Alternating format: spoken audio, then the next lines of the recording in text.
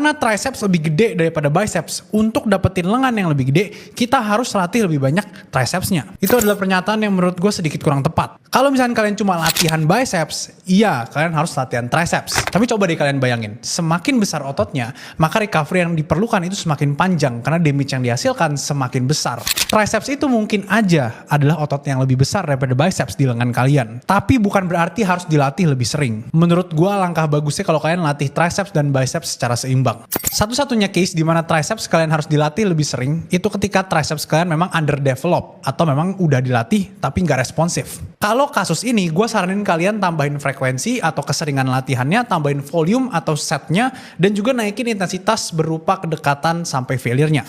Jadi menurut gue latihan biceps dan triceps sebaiknya dilakukan dengan lebih seimbang, mungkin 2-3 kali seminggu kalau memang kalian ingin memprioritaskan triceps dan biceps kalian.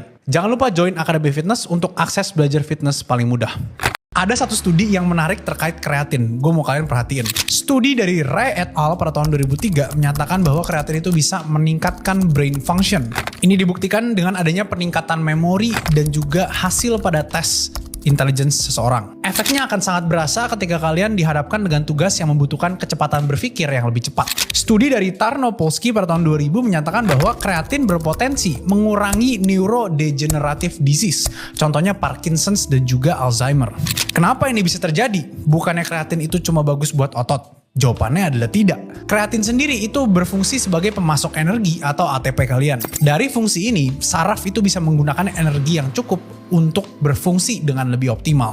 Selain itu, dengan adanya ATP yang bisa dipakai dengan lebih cepat ini, bisa membantu mitokondria dari sel kalian. Buat yang belum tahu, mitokondria itu berperan sangat penting dalam fungsi energi kalian.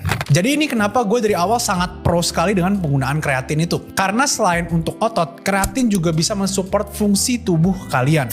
Kreatin yang paling gue rekomendasikan adalah kreatin monohydrate. Sebenarnya efek dari tipe-tipe kreatin itu nggak akan terasa terlalu banyak. Tapi kreatin monohydrate itu adalah kreatin yang paling mudah aksesibilitasnya. Misalkan kreatin matrix dari Profus ini. Kalian tinggal cari di e-commerce, mungkin dari Susu Fitnessku, itu akan ketemu produknya sangat mudah. Jadi itu kenapa gue saranin kalian untuk mulai pakai kreatin. Selain dari untuk otot kalian di gym.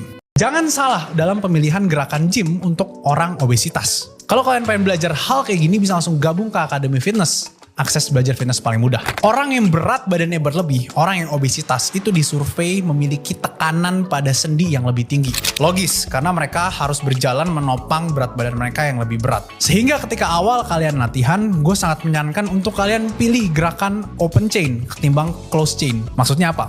Gerakan open chain adalah gerakan yang memposisikan alat gerak kalian seperti lengan dan kaki kalian secara bebas. Sedangkan close chain adalah gerakan yang memposisikan alat gerak kalian secara fix atau secara tetap. Mungkin kalian bisa bayangin seperti leg press dan squat. Leg press itu adalah gerakan open chain karena kaki kalian bergerak secara bebas. Sedangkan squat, kaki kalian itu nggak bergerak secara bebas. Kaki kalian itu ada di tanah. Sebelum kalian komen, oh gue gak apa-apa kok squat meskipun obesitas, ya gue nggak bilang kalian nggak boleh untuk ngelakuin gerakan close chain. Kalau kalian pengen ngelakuin gerakan close chain seperti squat, make sure intensitas yang diberikan itu nggak terlalu tinggi atau bebannya nggak terlalu berat. Dengan kita memperhatikan nih pilihan dari gerakan kita, gue yakin klien kalian atau kalian yang obes itu akan jadi jauh lebih enjoyable dan mengurangi rasa sakit atau tekanan pada sendi yang mereka mungkin punyai.